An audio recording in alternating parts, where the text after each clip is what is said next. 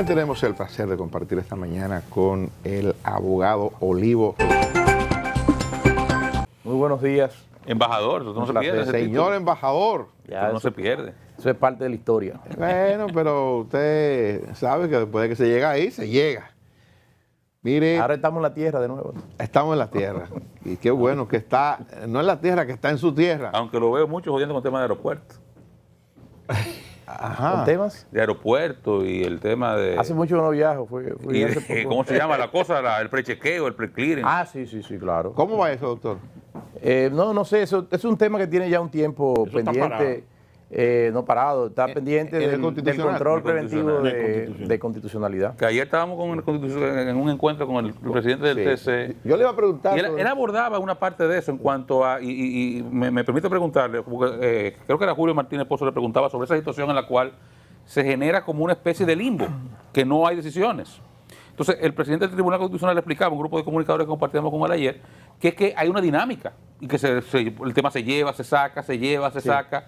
Y yo me quedé con el cuestionamiento sobre eso, Dani, parece que también, en cuanto a cuando uno compara con otros organismos similares, por ejemplo, Estados Unidos, la Suprema Corte de Justicia, que opera como un bloque de constitucionalidad importante y sus jurisprudencias pasan a ser prácticamente ley, porque allá sí los casos se definen, sí o no, y hay una votación y hay un aporte jurisprudencial al bloque de constitucionalidad. Aquí como que las cosas se quedan en el limbo. Bueno, no, lo que pasa es que el diseño del Tribunal Constitucional implica unas mayorías reforzadas para las decisiones que se adopten en ejercicio de las competencias que la Carta Fundamental del Estado le asignan al Tribunal Constitucional. Se requieren 9 votos afirmativos de los 13 integrantes para que un proyecto de sentencia pueda salir a camino. Pero es decir, si no, no se tienen los 9, no es una mayoría doctor, simple. Si no se tienen los 9, entonces se rechaza. Entonces debería haber también ahí una jurisprudencia sobre esa base, o sea, hay un texto que diga algo. No, porque lo que pasa es que para acoger o rechazar una propuesta tiene que ser en base a esa dinámica. Lo que sí se habló en su momento, y yo recuerdo que en algún momento cuando se estuvo trabajando en la redacción de la ley que iba a regular los procedimientos constitucionales, era para el tema de los recursos de amparo.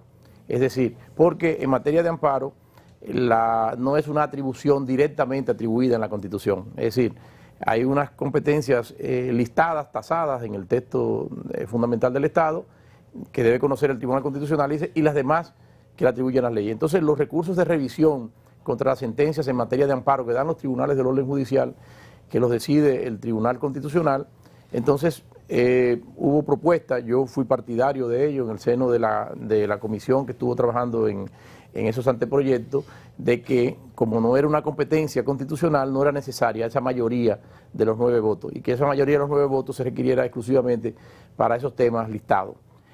Al fin y al cabo, es una propuesta ahora de bueno, reforma. es una forma de dinamizar, de manera que el Tribunal Constitucional pueda dividirse en sala para resolver los temas del amparo, que al fin y al cabo ocupan el mayor número de actuaciones del Tribunal Constitucional. Doctor, a propósito de eso que recuerda Oscar, del tema de reforma, usted sabe, todos conocemos que el presidente de la República ha convocado al CES, al Consejo Económico y Social, para tratar algunos temas. Dentro de esos temas o esos proyectos de reforma de que habla el Ejecutivo está el de la reforma a la Constitución de la República. El presidente mismo, antes de que se reuniera el CES, mandaba la observación de que él no quería que se tocara y que no iba a apoyar si alguien planteaba tocar el artículo 124 de la Constitución de la República, que tiene que ver con el tema de la reelección.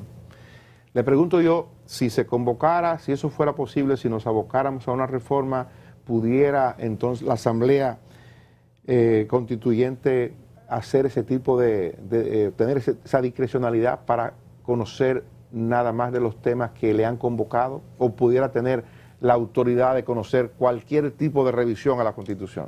Sí, mire, lo primero lugar es que no es asamblea constituyente, sino una asamblea revisora. Es importante esa distinción. Luego, en cuanto a la capacidad, fíjese que esto conlleva una necesidad de una gran negociación política. En este caso tiene como componente esencial que se haga en el seno de la Cámara. Y como es una ley la que inicia, la que declara la necesidad de la reforma, bueno, pues en esa ley va a resultar no limitativamente lo que el presidente de la República pueda señalar. Y además hay una particularidad de que esa es una ley, creo que es la única ley que el presidente no puede observar. Entonces, lo que salga de la Cámara es lo que eventualmente se conocería en una reforma. La Asamblea Revisora es soberana para discutir lo que quiera. La Asamblea Revisora, en la ley que da inicio al procedimiento de la reforma constitucional, bueno, pues es la que va a determinar esos puntos. Pero la Asamblea no está limitada a lo que dice la ley. La Asamblea es soberana para revisar cualquier aspecto. Después cuando entre, entonces ahí vienen esos temas. Luego Y por eso es el problema de la reforma. Es decir, hay una dinámica que se da en el seno de las cámaras, donde no existe un mecanismo donde el presidente pueda limitar los temas que van a surgir en un debate en el seno del Poder Legislativo, en su manifestación de Asamblea Revisora de la Constitución. Le voy a hacer otra pregunta, pero antes, un cafecito a Santo Domingo. El mejor café del mundo. Sobre el mismo tema, Olivo, sobre el mismo tema, y esto es una opinión que le pido, porque ya hay quienes se han expresado sobre eso. ¿Será el tiempo adecuado para modificar la Constitución Mire, el tiempo para modificar la Constitución siempre será en el que se presente, al fin y al cabo. Creo yo que hay razones valederas para hacerlo ahora, mañana o la semana próxima, después, dentro de unos años. Hay temas que todavía merecen ser afinados en la Carta Constitucional, más allá incluso de los temas que presentó el presidente de la República en el seno del diálogo nacional. Por ejemplo, miren, hay un tema en el campo de los municipios, de los distritos municipales. Hay que dar una serie de vacíos que se derivaron, por ejemplo, de la atribución de personalidad jurídica a los distritos municipales, una serie de controles que ejercía el presidente de la República, que los puede ejercer respecto de determinados temas de un municipio, pero no lo puede hacer respecto de un tema de un distrito municipal, que no deja de ser una derivación dentro del municipio. Y hay otros aspectos que hoy día pueden frenar la dinámica en el funcionamiento institucional. De manera que siempre aparecerán temas. Ahora, el momento que se hará, es un momento son tiempos políticos siempre lo que van a determinar la conveniencia o no de una reforma. Muchas veces también los presidentes les gustaría dejar algún nivel de impronta a nivel institucional y poner el sello de ser una constitución que surja en el contexto de un determinado periodo gubernamental. Bueno, pues eso no deja de ser un logro desde el punto de vista de las realizaciones políticas de quien en un determinado momento tenga el liderazgo de la nación. Doctor, vi una queja de la jueza Katia Miguelina, donde decía que el presidente de la Suprema había cometido un error al designar un juez del área civil para tratar el caso de los legisladores, que es un caso de materia penal. Bueno, yo más que desde el punto de vista jurídico de la pertinencia, no, lo que más lamento es que le hayan tirado, como dijo Oscar hace unos días, a nuestro común amigo Papito, Napoleón Esteves Lavandiel. Le han echado el dominicano una vaina. Esa cuava. Pero es un tema que no está limitado, aunque lo que expresa la magistrada emérita del Tribunal Constitucional, Katia Miguelina, podría tener cierta lógica. Es decir, al fin y al cabo está el concepto de la especialidad. Y se supondría que un juez de la Cámara Penal podría estar en mejores condiciones de ejercer de juez de la instrucción, que no es un juez instructor, no es que ese juez va a investigar, sino que es el que va a tener el control de la investigación que corresponde al Ministerio Público, porque hoy día el sistema es totalmente diferente a como era antes de todo el régimen del Código Procesal Penal, donde el juez de instrucción, que hoy le llaman el juez de la instrucción, era realmente el que realizaba la investigación, acompañado del fiscal, y que tenía que emitir una providencia calificativa a los fines de que pudiera darse apertura a un juicio. Hoy día... Los Sergio Moros salían del sistema de la judicatura, ahora salen del Ministerio Público. O sea, hoy día todo el tema de la acusación lo lleva el Ministerio Público.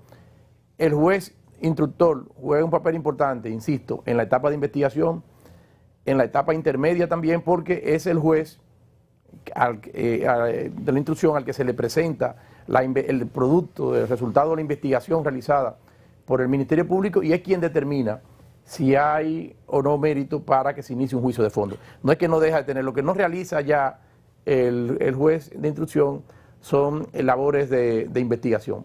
Por otra parte, podría tener otra vertiente lo que señala la magistrada, porque algunos recursos que son conocidos en la dinámica de una investigación penal le corresponden a la Cámara Penal de la Suprema en un determinado momento, y entonces eso podría generar problemas en cuanto a la matrícula de los miembros, aunque existen mecanismos en el sistema de justicia que es llamar a jueces de corte de apelación para esos fines. Es decir, hay que ver el contexto, pero si partimos de la lógica, podría tener sentido lo que señala la magistrada emérita. Olivo, ¿hace falta reformar la Constitución para tener un Ministerio Público independiente?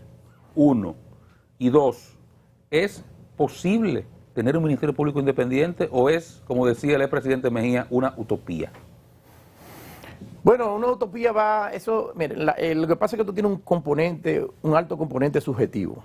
Yo siempre he señalado, por ejemplo, que desde 1854 la Cámara de Cuentas es un órgano constitucional extrapoder. Sus miembros son designados por un periodo amplio y no pueden ser en principio movidos, salvo una remoción a través del juicio político.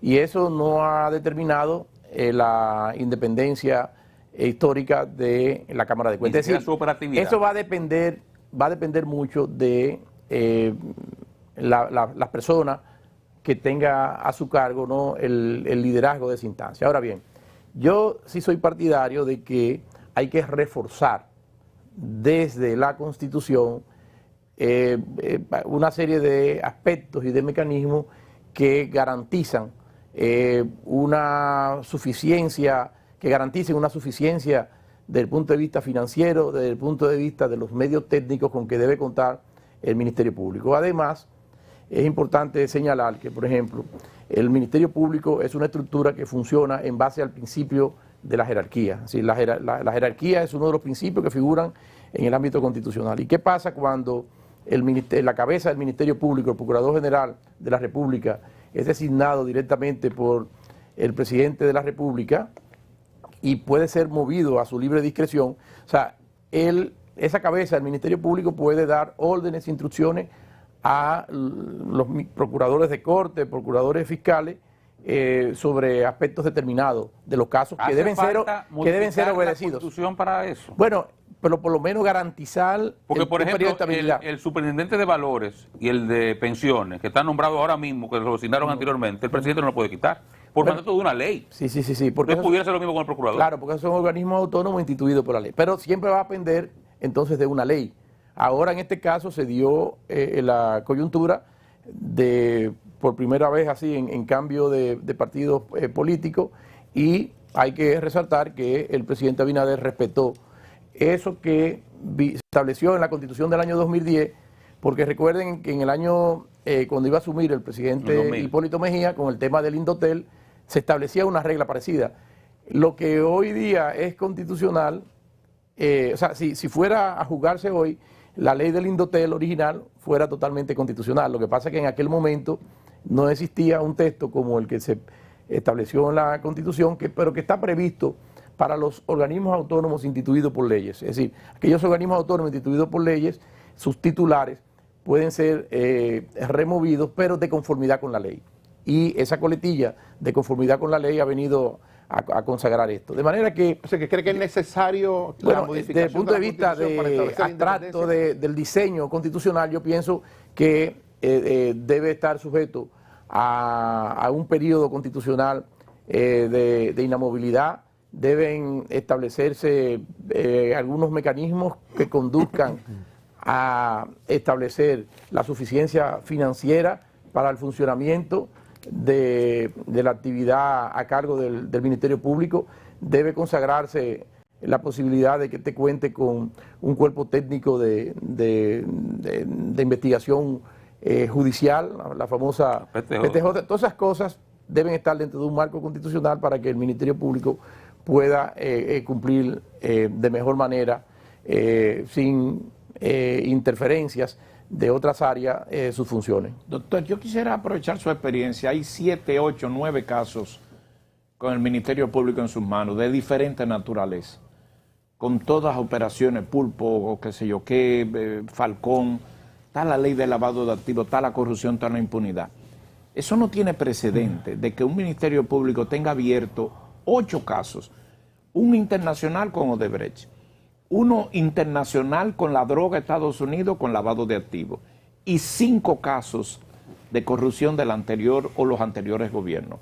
¿Usted cree que salimos a camino?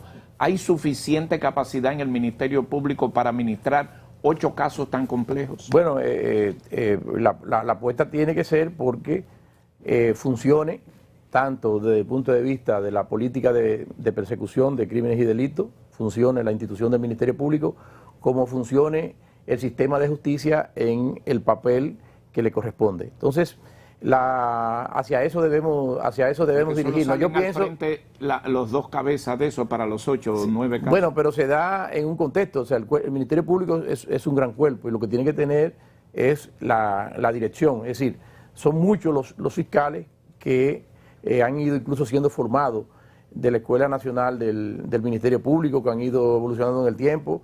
Y, bueno, no será una institución perfecta, pero cuenta hoy día con recursos humanos que... O sea, el Ministerio Público traza la estrategia, perdón, Luisín, traza la estrategia de los temas que quiere priorizar desde el punto de vista de una política de persecución del Ministerio Público. Entonces, por ahí va todo.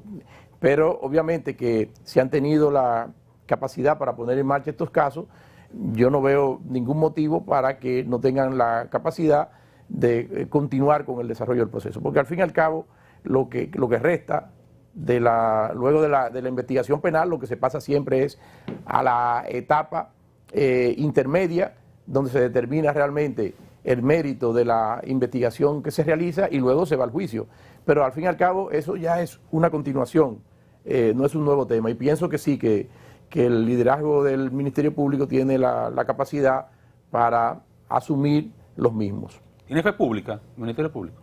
¿Tiene? Fe pública. Bueno, eso es una característica inherente a toda persona que está en el ejercicio de una función pública. Los jueces de este país actúan como que tienen fe pública en el Ministerio Público. ¿Los? Jueces.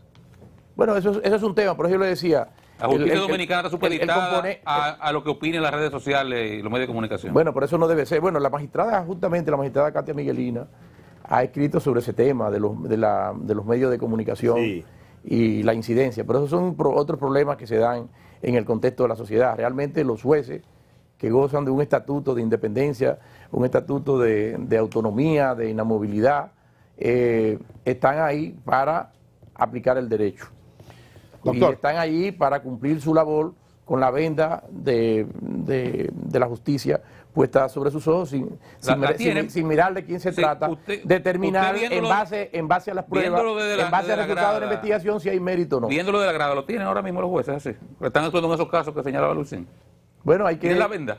Hay que esperar el resultado de la decisión. ¿Usted qué está viendo? ¿Qué está observando? El resultado de las decisiones. ¿Qué está viendo? ¿Qué está observando? Doctor, la pregunta es ¿cómo usted lo ve? Porque usted me evadió y sigue evadiendo. Y usted no era así. Se nos terminó el tiempo, doctor. Gracias por acompañarnos. Ustedes, gracias por estar con nosotros. Qué conservador. Él lo agradece que terminó el tiempo.